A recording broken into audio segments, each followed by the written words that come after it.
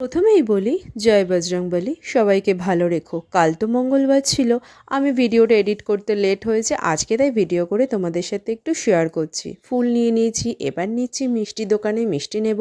মিষ্টি নিয়ে ঠাকুরের জন্য এবার মন্দিরে ঢুকবো। আমার মিষ্টি নেওয়া হয়ে গেল। দেখো তার মধ্যে একটা কালো গরু দাঁড়িয়েছিল, তো কালো গরুটাকেও একটু ভিডিও করে নিলাম। এটা কি ঠাকুর বলে আমার সঠিক জানা নেই, তো একটু ভিডিওতে তাকেও নিয়ে নিলাম। এবার হচ্ছে মন্দিরের ভেতর প্রবেশ করব। প্রত্যেক মঙ্গলবারই এসে চেষ্টা করি ভিডিও এডিট করে শেয়ার করার তোমাদের সাথে।